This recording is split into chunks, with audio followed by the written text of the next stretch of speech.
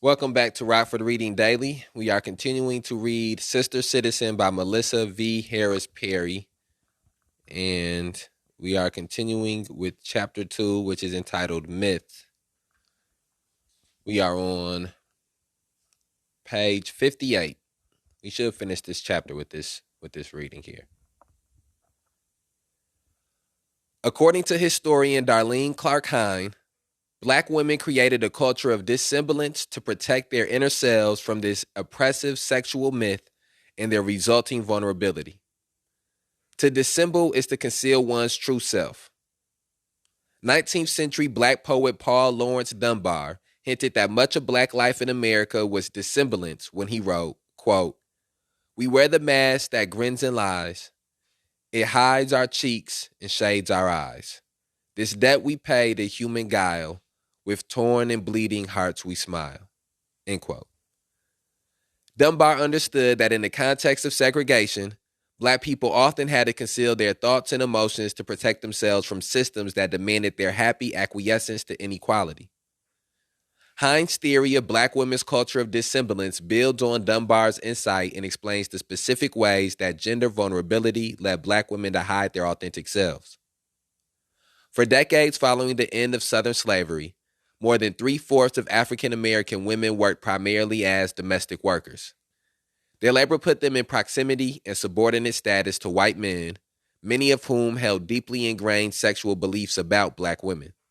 Further, their race and gender denied them full protection of the law. These realities meant that Black women were particularly vulnerable to sexual assault. Faced with these circumstances, many Black women sought refuge by donning a mask of asexuality. They learned to adopt a false identity that provided them some semblance of protection of the self, if not necessarily of their bodies, in their hostile and sexually predatory environment. Hine's work shows that by divulging little about their personal lives, revealing next to nothing about their own interests, triumphs, or defeats, and shielding their authentic personalities behind a performance of racial and gender tropes, Black women crafted a kind of psychic safe space beyond the surveillance of the white families for whom they worked. As Hine writes, quote, "Because of the interplay of racial animosity, class tensions, gender role differentiation, and regional economic variations, Black women, as a rule, developed and adhered to a cult of secrecy, a culture of dissemblance, to protect the sanctity of inner aspects of their lives. The dynamics of dissemblance involve creating the appearance of disclosure or openness about themselves and their feelings, while actually remaining an enigma. Only with secrecy, thus achieving a self-imposed invisibility, could ordinary Black women accrue the psychic space and harness the resources needed to hold their own in the often one-sided and mismatched resistance struggle." End quote. The act of dissemblance was a tactic to find the upright in the crooked room that, as Hines put it, quote, "enabled the creation of positive alternative images of their sexual selves and facilitated Black women's mental and physical survival in a hostile world." End quote. In this sense, Black women's secret realities protected them physically and socially from a system of labor, exploitation, and political powerlessness.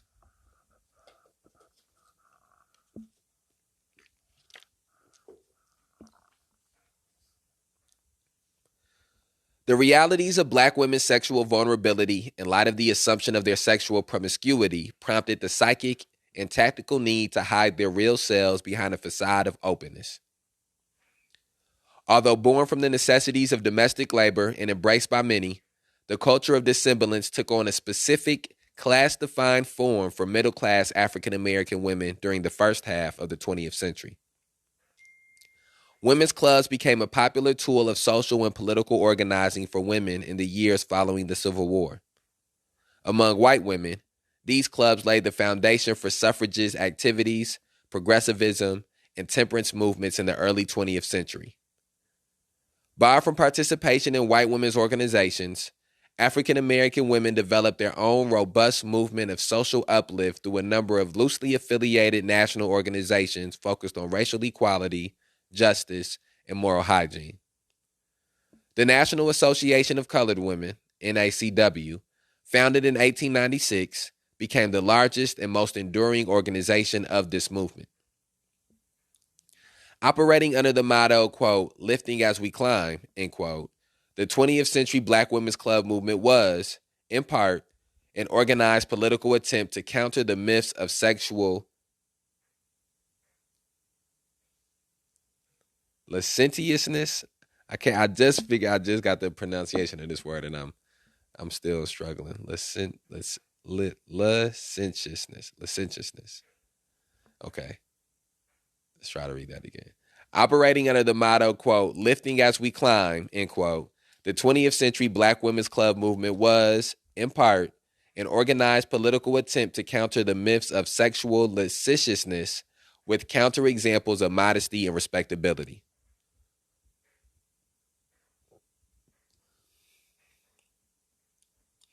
Active from the 1880s through the 1930s, women's clubs made up the largest racial movement of the 20th century, eclipsing even Garveyism and the modern civil rights movement.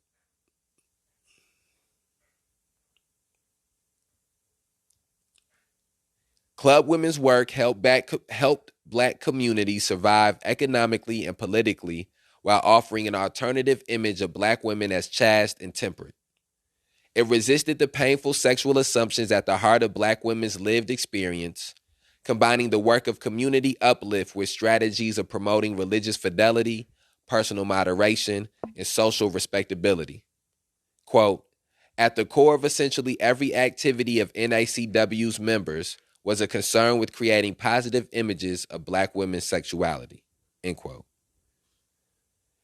These stereotypes meant that normal expressions of human sensuality, such as wearing visible makeup or revealing clothing, dating openly, and engaging publicly in romantic physical affection could be read as confirming evidence of Black women's lewdness.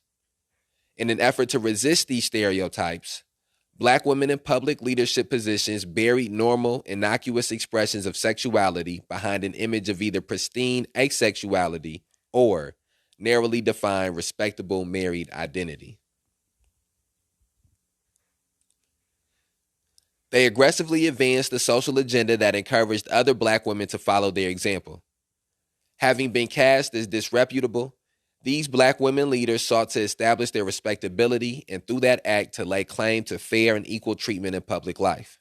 This, quote, politics of respectability, end quote, enacted through a specific culture of dissemblance, is a response to the myth of hypersexuality. Black women who served as school teachers, nurses, church mothers, civic leaders, and the like hoped that their public displays of strict sexual respectability would counter existing prejudices and help control the terms by which they would be seen. Okay, let's have a reflection there. So upon reflection, what stands out is that we read about women's clubs, the women's club movement in Women, Race, and Class. There was a whole chapter that was on it, and it was referenced throughout the book at different points in time. We learned about the importance and the significance of it, how it was an instrument for a tool for empowerment of Black women, of Black women fighting against stereotypes, of fighting against stigma, of Black women becoming more politicized. And so as we hear about these things and read about these things again as Sister Citizen, it sort of calls back some of those thoughts to me. And when we see some of the intentions that were around the women's club movement, I think that's important to know as well. This portion here where Melissa V. Harris Perry writes, active from the 1880s through the 1930s, women's clubs made up the largest racial movement of the 20th century, eclipsing even Garveyism and the modern civil rights movement. And so it's important to know that when we begin to talk about Black people, Black liberation, when you talk about feminism, is that the Black women's club movement is something that engaged a high number of Black women, which means it engaged a high number of the Black community. And so steps that were taken forward or progress that was made in different aspects in this time period, there has to be a attribution to the women's club movement. And so the more we understand the different things and the different dynamics that were existing in periods of time that help to progress certain social issues, I think it can be useful towards using some of those tactics or using some of those ideologies or beliefs in the current situations we're in to try to make progress. Hope that makes sense.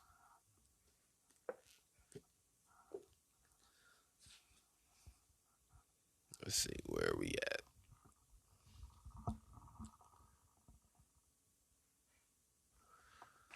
Okay, sorry about that, y'all. I'm just trying to find my spot again, find our spot again. Where are we? Okay. If a claim to full citizenship rests on the assertion of a narrowly defined, sexually repressive respectability, then Black women must adhere to a rigidly controlled public performance of themselves. Such rigidity can leave little room for complicated realities. Black women's real lives include sexual desire. Some include children born outside of marriage. Some include loving partnerships not sanctioned by social norms. For those women, the politics of respectability required even greater dissemblance. It forced them to wear a mask. It also meant that many middle-class proponents of respectability were willing to criticize publicly, silence actively, or simply ignore those Black women who did not fit its narrow definition of acceptable feminine behavior. Respectability politics implied that women's ability to work on behalf of Black communities and to demand fair, just treatment from the state rested on their sterling moral character. Therefore, it was important to present an untarnished self to the public at all times, regardless of the difficult, messy human realities women experience. Although this form of dissembling created some emotional space for Black women, the politics of respectability failed in important ways. Black women tried to live with dignity and modesty, control their fertility, and work to form lasting, loving relationships with men and with other women. But these efforts occurred in the context of profound degradation of Black women's characters and real threats to their physical safety. I think one of the things that I think is important to point out is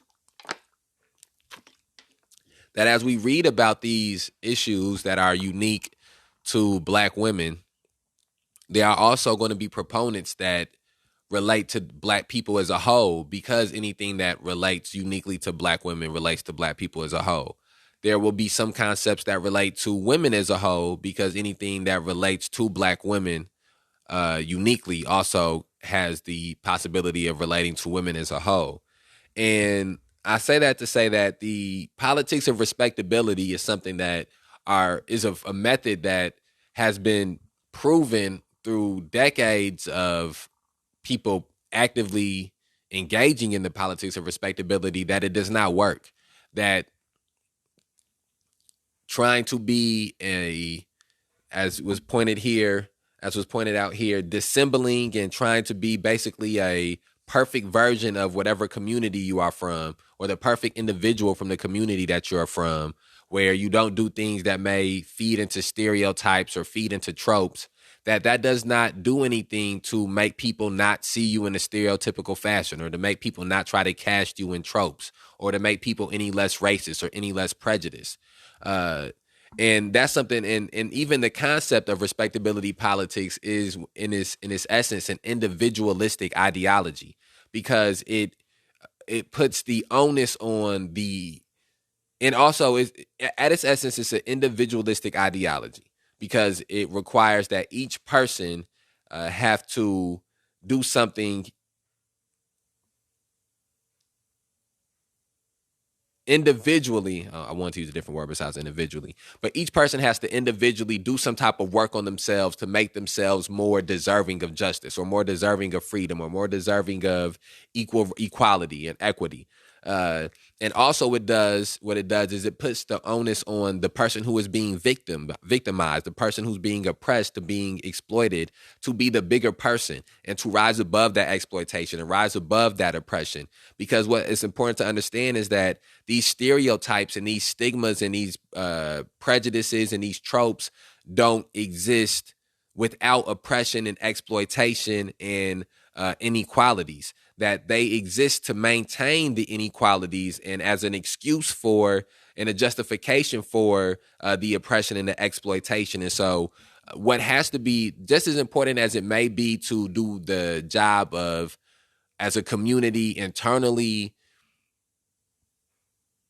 investigating why some of these tropes exist and why we may perpetuate certain negative stereotypes in certain ways, it is even more important to change the climate in which our communities exist, to give us the possibility to break free from these stereotypes, to break free from these prejudices. Again, I hope that makes sense. And that's a highlighting that I haven't been doing a lot of highlighting in this passage that we read here, but I believe that paragraph is a highlighting section. The culture of dissemblance may have also left Black women's politics without the flexibility to respond to complicated contemporary political realities that evoke the ideas of hypersexuality. Thus, as in the case of the alleged Kelly video, when a teenage girl is filmed in sexual intercourse with an adult man, Black women are as likely to denounce her for promiscuity as to hold him accountable for criminal misconduct.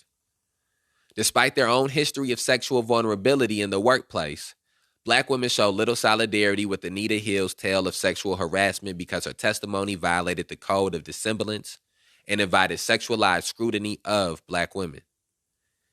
Many Black women believe that when Desiree Washington made the disreputable choice to accompany Mike Tyson to his hotel room, she terminated her right to say no.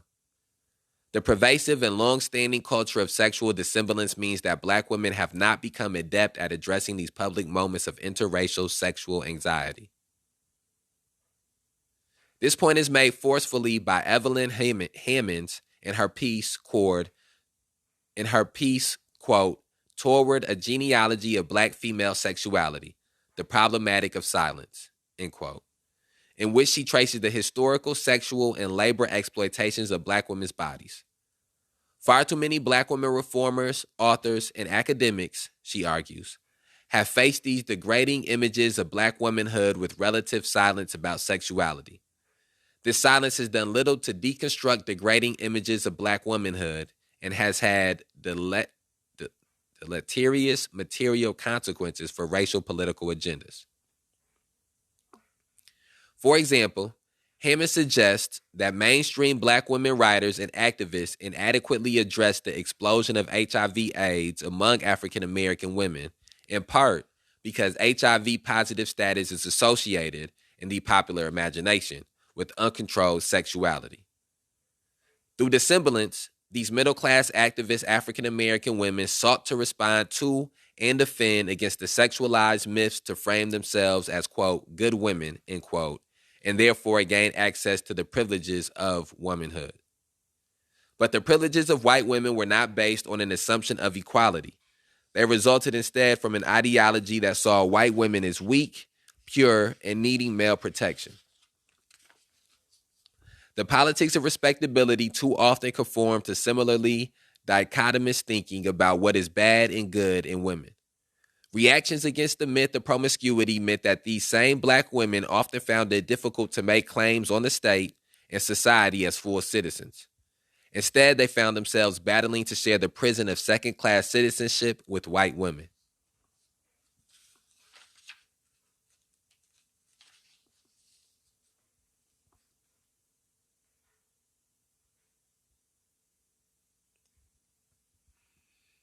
Okay. And all right, I'm going to. Okay, I want to say this. Also, within here, we hear more. We've read more about Anita Hill, Anita Hill and Clarence Thomas's interaction, or the events surrounding Clarence Thomas being selected to the Supreme Court, and then the Anita Hill scandal that followed it, or that happened in conjunction with it. was something that we read about in the book Race Matters by Cornel West. It was something that I talked about. I had heard about before, but that was the most comprehensive I had read about it in the chapter that was in Race Matters. We've seen it be brought up here again. I think it might have been touched on in Angela Davis's book, maybe, possibly. But it's been referenced multiple times within here. And I think that it is, again, there are these historical moments that have very strong political implications and cultural implications, and I believe that they need to be dissected and studied, and I think that is one of those moments. And so I just wanted to reference the fact that, again, we see the cohesion within these pieces of literature that we're reading. Okay. Social norms surrounding gender have changed dramatically since the beginning of the 20th century. Advances in birth control make it possible for women to control fertility while remaining sexually active. Changes in the nation's labor needs required middle-class women to work and increase their engagement in the public sphere. Second-wave feminism opened educational opportunities, liberalized divorce laws, and equalized pay so that women were capable of greater personal and financial autonomy. Along with these political and social changes came dramatically different sexual possibilities for women. Black women coming of age in the latter half of the 20th century were socialized in this new post-Victorian social ethic, and many chose to drop the mask of dissemblance.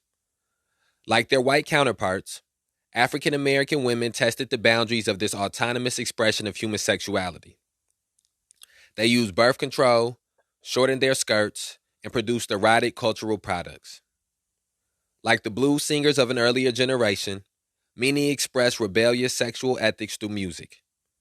One important space for young black women to express new sexual ethics was in the burgeoning urban culture of hip-hop. In the 1980s, androgynous and husky-voiced MC Lyte pioneered women's hip-hop bravado. Queen Latifah's early persona rested on Afrocentric reclamation of womanhood. And Salt and Pepper unabashedly explored heterosexual female sexual pleasure and empowerment. As 1990s hip-hop culture turned toward exaltation of the gangster, black women continued openly to occupy new sexual terrain. For example, Jada Pinkett, Vivica A. Fox, Kimberly Elise, and Queen Latifah teamed up in 1996 for the black female outlaw film Set It Off. Sexuality was boldly central in the film. Elise plays a single parent, Pinkett a sexually empowered single woman, and Latifah a butch lesbian. Hip-hop was never a progressive, bias-free space for black women's sexual liberation, and the examples I have offered here are troubling and limited. But early hip-hop seemed to hold the promise of a modern blues aesthetic, one that would respond to black women speaking about their own complicated realities of sexual desire, action, autonomy, coercion, ecstasy, and abuse. But as hip-hop aged, the space for black women's voices narrowed. Overtly sexualized but strikingly one-dimensional artists like Lil' Kim and Foxy Brown captured some attention in the late 1990s. And by 2011, Nicki Minaj was the undisputed queen of sexy, female hip-hop MCs. But even Kim, Brown, and Minaj are exceptions in this male-dominated industry. As hip-hop grew into a multi-billion-dollar corporate-owned entertainment industry, talented B-girls, breakers, and MCs became increasingly scarce. Instead of offering a forum for sisters to voice their own truths, hip-hop made black women into silent, scantily clad figures who writhed willingly behind male artists. These video vixens submit to having beer poured on their heads, engaging with multiple sexual partners, and being called, quote, bitch, end quote, and, quote, hoe, end quote. Literary scholar Nagana Lewis writes, quote, particularly in hip-hop, the discursive abuse of black women registers perhaps more pervasively now than at any other point in the history of American culture.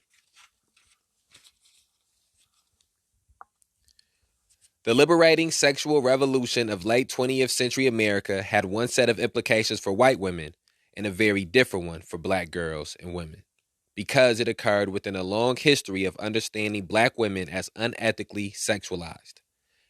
Hip-hop videos put the Venus, Hottentots' exaggerated sexual organs back on display for the voyeuristic pleasure of the paying public.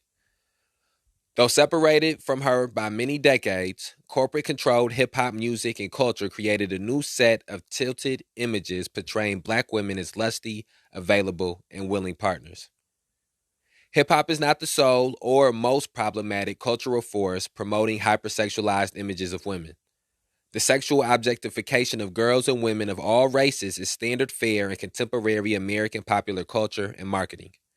It is profitable for both Madison Avenue and Hollywood.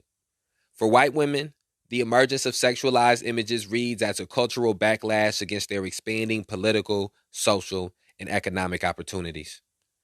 MTV's 16 and Pregnant and the Real Housewives series are not accurate portrayals of white women's lived experiences, and evidence shows that media-based sexual objectification has measurable, deleterious effects on girls and women. But the implications of sexual images for black American women are different. Although sexism affects all women, black women's relative economic and political weakness makes them more vulnerable to state intervention. The sexualized myths of black women have conspired to narrow the political and social world for sisters. Not only is the overt sexualization of black women through hip-hop troubling for the sisters themselves, it also has meaningful political consequences. Hip-hop has become the dominant form of youth culture in the United States. But according to political scientist Kathy Cohen, its reliance on open and often gratuitous display of black sexuality has also initiated moral panic in public discourse. Hip-hop's overt sexual themes and images have been blamed for such social problems as crime, academic underperformance, teen pregnancy, welfare dependency, and drug abuse. Cohen argues that race leaders, media voices, and policymakers eschew more complicated analysis of the structural inequalities of inadequate housing, poor nutrition, unequal schools, limited employment opportunities, and racially biased policing as cause for these social ills in favor of a public discourse that blames scantily clad young women for initiating the downfall of their own communities. Primed by centuries of assuming that black women are sexually lewd, this moral panic takes hold easily and directs the terms of public conversations about how to address inequality. Instead of changing structures, too many solutions in the public sphere involve enforced limitations on black women's sexuality. For example, welfare policy is intimately linked in the American imagination with black women's sexuality. Political scientist Martin Gillen shows that white American opposition to welfare results from whites' fixed beliefs that the system supports unworthy black people who lack a suitable work ethic. Central to this opposition is a belief that black women do not appropriately control their fertility, that they have sex with multiple partners, producing children who must be cared for through tax-supported social welfare programs. Feminist theorist Ange Marie Hancock has shown that welfare policy is shrouded in the politics of disgust resulting from racialized and gendered stereotypes of black women. The depiction of black women as sexually insatiable breeders suits a slave-holding society that profits from black women's fertility. But for a shrieking postmodern state, black women's assumed lasciviousness and rampant reproduction are threatening. Therefore, throughout the 20th century, the state employed involuntary sterilization, pressure to submit to long-term birth control, and restriction of state benefits for large families as a way to control black women's reproduction. The myth of a plantation Jezebel can be deployed to limit today's welfare-dependent mother. It is not just a matter of distorted perceptions. These misrecognitions can be used to punish African American women through policy.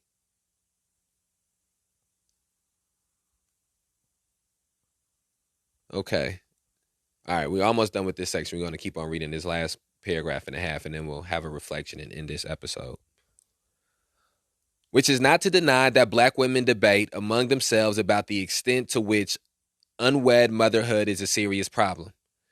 In a Chicago focus group, several over 40 women discussed whether black teenagers needed the state to step in and control their irresponsible sexuality. They had a heated argument about whether teenagers who have more than one child should be forced to submit to a long-term birth control shot. Francine, quote, well, I don't need to say the quote. So this is a conversation that happens between two people right here, or between four people. These are all different statements. Francine, I am very opposed to that. It is bad enough that we are literally standing on the street corner handing out condoms to our teenagers. But this is crazy. A law that requires long-term birth control shots? Come on. What are we saying here? Margaret. And who are the teenage girls having the most babies? That is like genocide almost. This isn't China. Even though you wish they wouldn't be mothers until they've lived life. But still, who is going to be giving these shots? Iris. I have to disagree. I strongly support it. I'm sick of these babies having babies just because they got nothing better to do. Just give them all a shot. Francine. What are you talking about? I got little nieces. I don't want them getting that shot. The conversation was complicated and emotional. Women often talked over one another. I was struck by the passion with which Margaret and Francine argued against stereotyping black teenagers, even those with multiple children, as oversexed. Iris, in contrast, insisted that black youth sexuality is pathological and needs to be controlled by public policy. It may seem a stretch to point to antebellum notions of black women's lasciviousness as a source of contemporary emotional and political meaning for black women. But this early characterization of black women has infiltrated the nation's understanding of black women's character in ways that continue to resonate in America's cultural, social, and political fabric. The myth also resonates in the hearts and minds of black women. And that ends that section of the chapter myth, which was entitled The Myth of Promiscuity.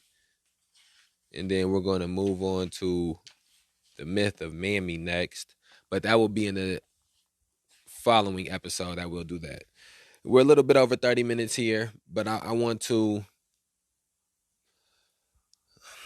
We read a lot in that last section.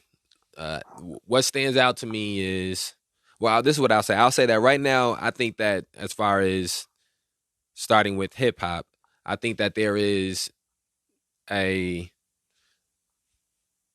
more of a wide range of women hip hop artists who are not making music, but are having the opportunity to have their music heard by more people and have their music featured as more part of the culture and seen more as central and staples of the culture. And so I think that that's something that's changing as we sit here and speak today. But I think that even within that change, that because, like was pointed out in here, corporate America has essentially bought the portions of the hip hop culture, portions of the music culture, there are certain stereotypes that these companies will always perpetuate. I think that's one of the dangers of us as a culture, as a community, not owning our culture. And when you sell off pieces of your culture, is that now other people who, one person, a person who comes from a certain neighborhood telling a certain story, a woman who has lived a certain life telling a certain story that's authentic, rings very different than somebody who is sitting in an office and is orchestrating a story for somebody, or somebody who's sitting in the office and is wanting somebody to make music that sounds like a certain story. The opposite, the latter thing is exploitative. The person in the corporate office is exploitative, and the person who has actually lived these experiences, who is trying to tell their story, tell their truth, that is empowering. And I think that there's a very thin line between empowerment and exploitation, and we see it happening in the hip hop culture today. And the experiences of black women, from video vixens, from the content of music that is made, and the way that black women are talked about and spoke about within the music, within the lyrics, the ramifications of that are something that I don't think is quite addressed enough in my generation. And I think that's something that we have to do a better job of now that we have especially more mediums to be able to have these deeper conversations, that there is a deeper conversation to be had about the thin line between the exploitation of black women in hip hop culture and the empowerment of black women in hip hop culture. All right, and so we're going to go ahead and wrap this episode up here, and we'll be back tomorrow with another episode of Rockford Reading Daily as we continue reading Sister Citizen by Melissa V. Harris Perry. Share this on whatever platform you're listening to it on, and remember, we put these episodes out on a daily basis to provide you the opportunity to begin or further your journey in the struggle to end police terrorism, mass incarceration, and racial injustice.